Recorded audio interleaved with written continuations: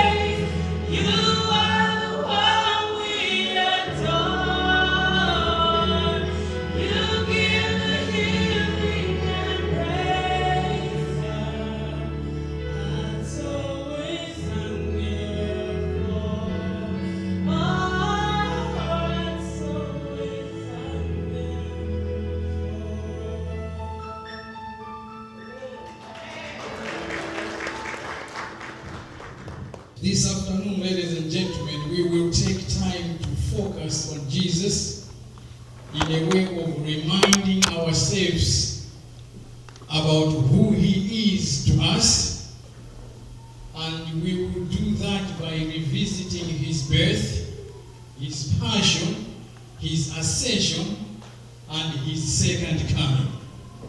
I hope I can spend 20-30 minutes on these 4 areas so we can go back to the basics, go back where we started from, go back to the faith and hope that has kept us and brought us this far. So not to waste time, I need to read with you from the book of Zechariah chapter 14, verse 4. I may skip some verses, but I want to cover verse 4, verse 9. On that day, his feet will stand on Mount Olives, east of Jerusalem, and the Mount of Olives will be split into 2, from east to west, forming a great valley, with half of the mountain moving north and half moving south. You will flee by my mountain valley, for it will extend to Azer. You will flee as you fled from the earthquake in the days of Uzziah, king of Judah. Then the Lord my God will come, and all the holy ones with him. On that day there will be neither sunlight nor cold, frosted darkness. It will be a unique day, a day known only to the Lord, with no distinction between day and light. When evening comes, there will be light. On that day, living waters will flow from Jerusalem, half of which east to the Dead Sea, and half of which west to the Mediterranean Sea, in summer and in winter. The Lord will be the King of all the earth. On that day, there will be one Lord, and his name the only name. Acts 1, verse 8 to 11 was eloquently read by my sister Tabiwa. Thank you so much for the work you did, by the way. I asked her to read today, I think on Monday. She didn't want to even talk to me until yesterday. But my sister, I asked you to read. And she said, brother, I will do it. Thank you, you've done it. But Acts 1 verse 8 to 11 says, you will receive power when the Holy Spirit comes on you. And you will be my witnesses in Jerusalem, in Judea and in Samaria, and to the end of the earth. After he had said this, he was taken up and before their very eyes. And a cloud hid him from their sight. They were looking intently up into the sky as he was going, when suddenly 2 men dressed in white stood beside them. Men of Galilee, they said, why do you stand here looking into the sky? This same Jesus who has been taken from you into heaven will come back in the same way you have seen him go into heaven. This same one that ascended to heaven is the same one that will come back for you and for me. Let us pray. Father God, we ask you to continue to abide with us. We need your presence, we need your interpretation of your word, we need you to minister to our lives, to our hearts, so that we see you as you are. We see you as our Savior. For this is our prayer in Jesus' name. Amen.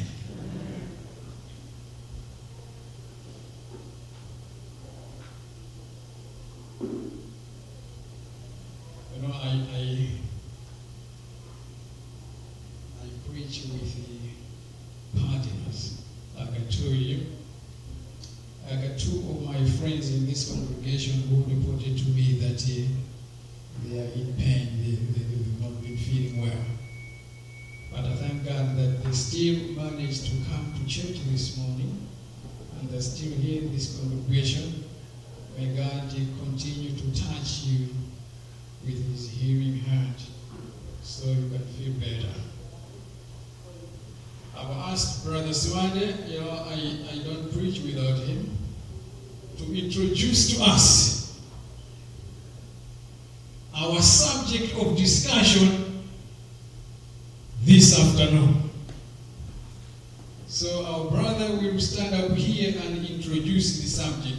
When he has done that, our sermon will be almost over. Will be over, I think, by 1 o'clock we should be going out. That's one of my favorite songs that I've been asked to sing, so you sing with me.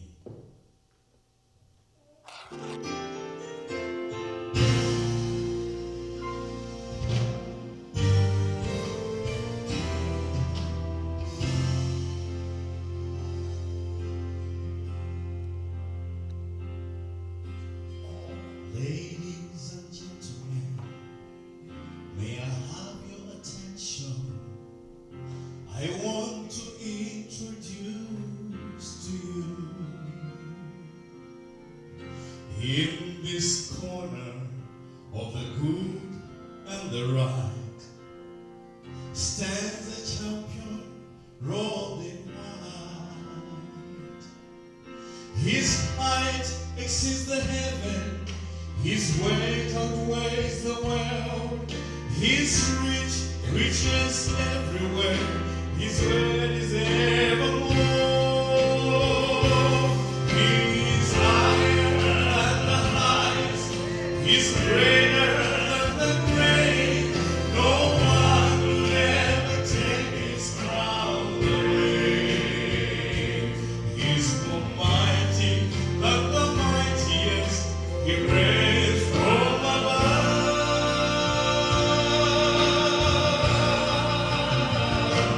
He's the all-time undisputed, undefeated champion of love.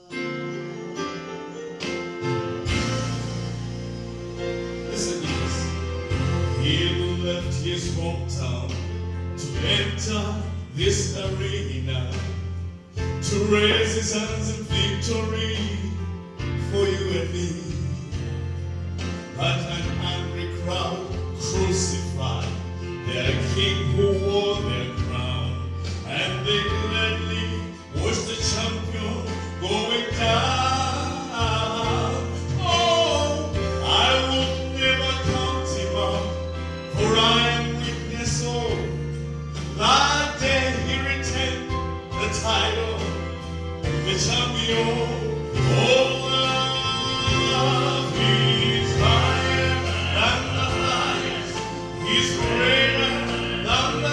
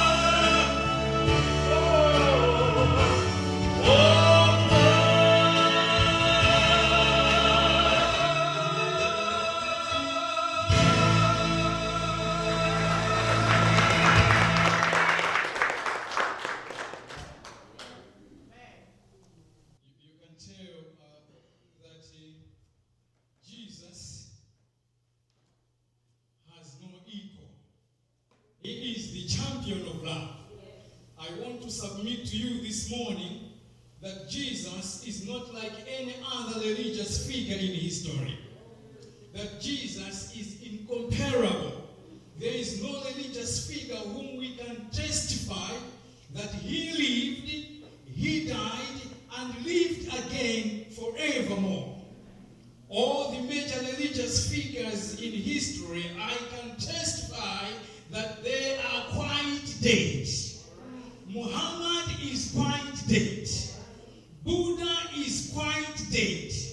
And it is true then that Jesus is not to be put in the same category with these other religious figures. I am arguing today that Jesus is no ordinary man, but that he is God Almighty manifested in the flesh. And to understand this concept, we are going to look back at 4 areas of Jesus' life that are directly connected to the book of Zechariah that we just read and the book of Acts. The first thing that we want to consider this afternoon is the incarnation of Jesus Christ. This, simply put, refers to the fact that God Almighty became man, God incarnate. That means that God of the universe became a man in real flesh. 1 Timothy 3:16 says, beyond all question, the mystery which true godliness springs is great. He appeared in flesh. He was vindicated by the Spirit. He was seen by angels and was preached among nations, was believed on in the world, and was taken up into glory. This is Jesus we're talking about. And as we continue to read the passages, we hear Isaiah chapter 7 say, 14, therefore the Lord himself will give you a sign. The virgin will conceive and give birth to a son, and you will call him Emmanuel.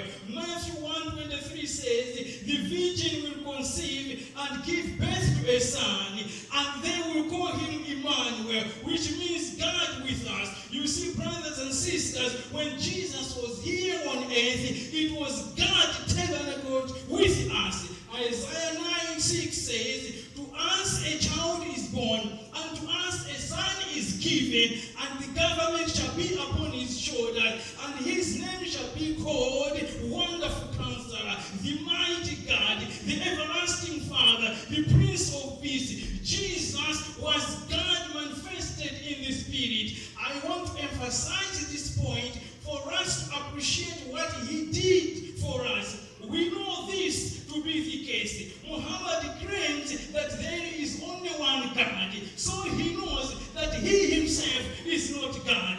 Buddha only claims to receive enlightenment, but Buddha was just a human being that developed a philosophy. But we got to get to Jesus in John chapter 8, verse 58. He said, very true I tell you, Jesus answered, before Abraham was born, I was.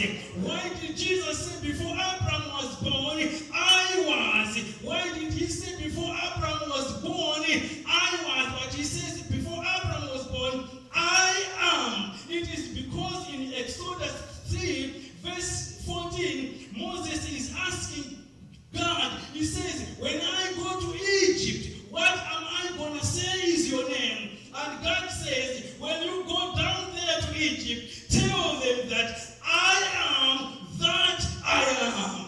God is our great I am. You see, brothers and sisters, there is so much that is there loaded in that word I am. There is so much power in that decoration. He is not depending on anybody's power. It is the power that springs from himself and within himself.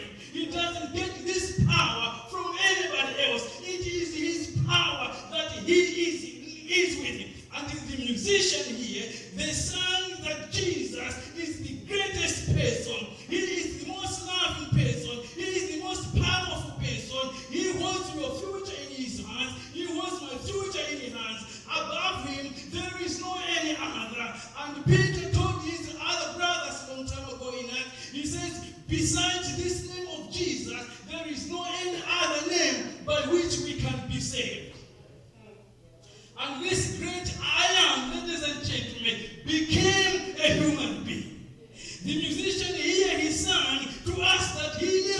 heaven. This is the mystery of all mysteries. Jesus, the great I am, becoming flesh. The heroes of this world, ladies and gentlemen, the heroes of this world, they keep the glory to themselves. They don't share with anybody. But Jesus,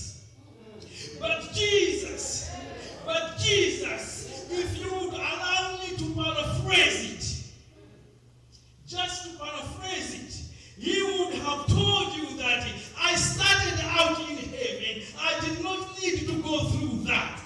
He would have told you that I did not have to live the hallelujahs of heaven. He would have told you that I did not have to come down to earth. Look how low he came. He would have told you that I did not have to leave heaven to come to this earth. Somebody else said, if Jesus had left heaven and stopped at the sun, it would have been a brighter world. Somebody else said, if Jesus Christ had left heaven and stopped at the moon, it would have been a brighter world. If Jesus Christ had left heaven and stopped at Jupiter, it would have been a fast-moving world. If Jesus Christ has left heaven and stopped at Mercury, it would have been a fast-moving world. But Jesus Christ left all those and came down to earth. Jesus Christ left all those because there was no Satan that was going to be found in those other places. He would not be seen in those other places. There was going to be no work for him to do there. Mars, as beautiful as Mars had been, had no men and women with which to redeem. He would not settle in Mars because there would be no people there to redeem. But I am glad to say that to take my sin out of me, out of the muddy clay, he came all the way down to earth, that stricken poverty world. He came down to be despised, down into the filthy earth, down to mingle with the filthy people, down to be talked about, down to be scandalized, down to be ridiculed, down into the grave. He did not have to do all that for himself, but he did that for you and me. He became sin that I can be righteous. He became poor that we can be rich. He died that we can live. That brings me to the most important part. The other important part about Jesus' life, his passion.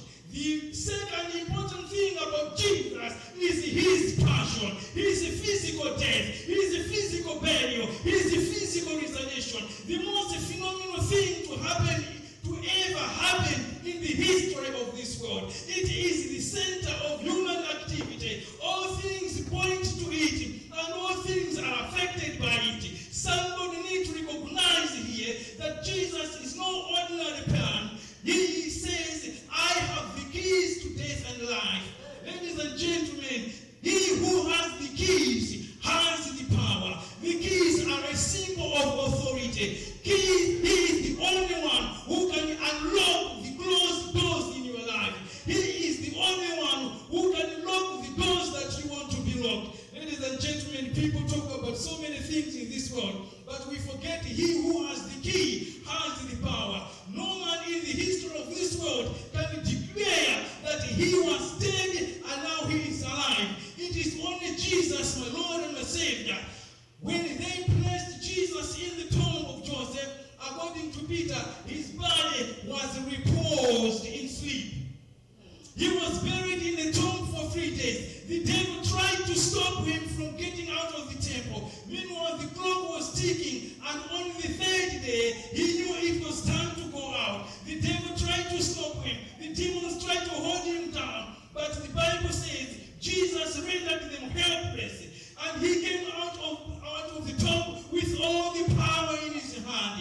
He came out on that Sunday morning, his body in a glorious state. It was a body gravitation force could not keep down. He, on that entrance of the grave, they put a stone there, a large stone, you can't move it along. And on top of that stone, after they had sealed it, they put guards, watchmen, to guard the tomb of Jesus. But the stone was rolled away, and the angel angel sat on it. Ladies and gentlemen, when you go to work, when you work, you can only sit down when work is completed. The angels sat on the stone to signify that all work has been done and accomplished, and death has been conquered. Jesus came out. Jesus came out of the grave to let you know that death is not the end of your story. That's the part I have most. Jesus came out of the grave, and the angel sat on the rock that the people put on that door to let you know, ladies and gentlemen, that death itself, the grave, is not the end of the story. There is another part two to the story. There is another part two to the story. If death was the end of the story, then we would have lost our loved ones forever and evermore. But that is not to be the case, because that is not the end of the story. So he get out of the grave to let you know that the death-cold grave will not be your eternal home. Ladies and gentlemen, Jesus came to demonstrate that the grave can never be your eternal home. You know, Jesus would have saved us without having to die. Because he is all powerful, he is the creator. But he needed to go down there into the grave, and there in the grave, he faced death face to face. He saw death face to face, and conquered death, and came out of the grave alive. Ladies and gentlemen, the grave is not our final destination. We're just passing through the grave. The grave is not our home. Jesus demonstrated that by dying and getting into the grave. Our number 3 point, Jesus' ascension. Now, Acts said, Acts chapter 1, verse 8, 10, 11. Verse 11 said, Jesus, having stayed with the disciples for 3.5 years, sharing with them the truth about the kingdom, Acts chapter 1 tells us that it was time for him to go where he came from.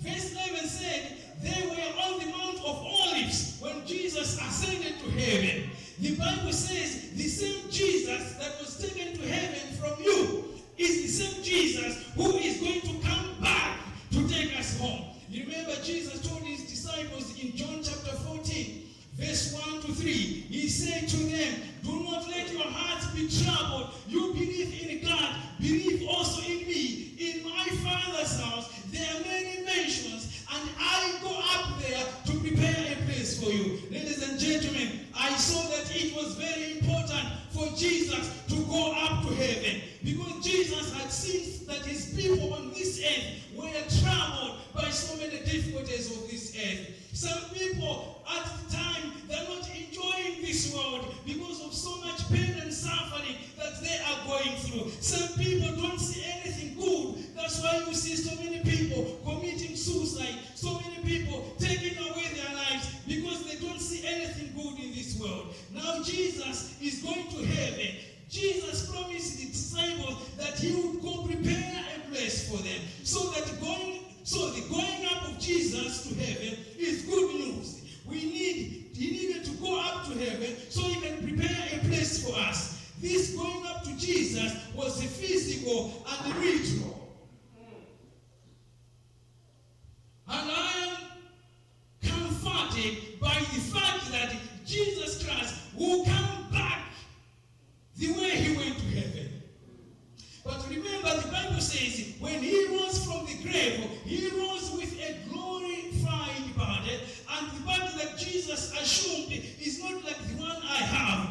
But there are things there in the body of Jesus that I am going to be able to identify him when I see him someday. He left this world with a glorified body, but he still carries with him the scars that were inflicted in his body when he died for us on the cross. When he died on the cross, they put some nails in his hands. They put some nails in his feet. They put a spear in his chest. Jesus Christ still carries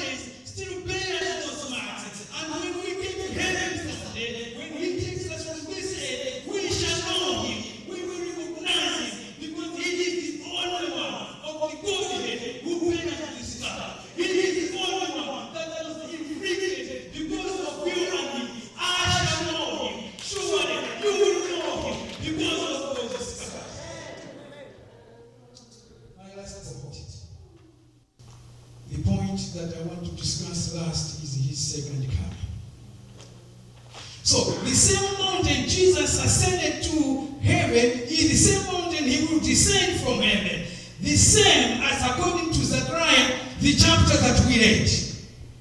But Jesus, there's something else to this that is so exciting to hear. Apostle Paul in 1 Thessalonians 4 verse 15 says, according to the Lord's word, we tell you that we who are still alive, who are left unto the coming of the Lord, will certainly not precede those who have fallen. This is good news to us because there is no queue getting to heaven. There is no first come, first serve getting to heaven. But Paul testifies to us that we will all together be caught up and join Christ in heaven. When the Lord cracks the sky, I want to see him. I want to be ready. Ladies and gentlemen, I'm getting ready for Jesus' second coming. I do not want anything to hold me down. I do not want anything to stand in my way. This same Jesus is coming again for you. This same Jesus is a better deal. He is all we need. He is all we want. Jesus is coming again. Oh yes, I know. He is coming again. And he is coming to take you and me. This Jesus is all you need. In Jesus, we have everything we need. In Jesus, he is the first and he is last. He is the beginning and he is the end. He is the keeper of creation and he is the creator of all. He is the architect of the universe and he is the manager of all time. He was, he is, and he will always be. He is unmoved, unchanged, undefeated, and never undone. He was bruised and brought healing. He was pierced and seized the pain. He was persecuted and brought freedom. He was dead and brought life. He is risen and brings power. He reigns and brings peace. That is Jesus. The Jesus himself. The world could not understand him. The enemies cannot defeat him. The scholars cannot explain him. The leaders cannot ignore him. Herod could not kill him. The Pharisees could not confuse him. The people could not hold him. Nero could not crush him. Hitler could not silence him. The New Age cannot replace him. All blood cannot explain him. He is light. He is longevity. He is love. He is the Lord. He is good. He is kind. He is gentle. He is God. He is holy. He is righteous. He is mighty. He is powerful. He was light. He was eternal. He is understanding and his mind is only. He is my redeemer. He is my savior. He is my guide. He is my peace. He is my joy. He is my comfort. He is my Lord. He is my savior. And I know when I get to heaven, I will not ask for anybody else. I'm not going to be interested in seeing Abraham because Abraham did not die for me. I'm not going to ask for Jonah because Jonah did not die for me. I'm not going to ask for Elijah because Elijah did not die for me. I'm just going to look for Jesus because he is the one who died for me. I'm going to ask, take me to Jesus because that's the one who laid down his life for me. I'm not going to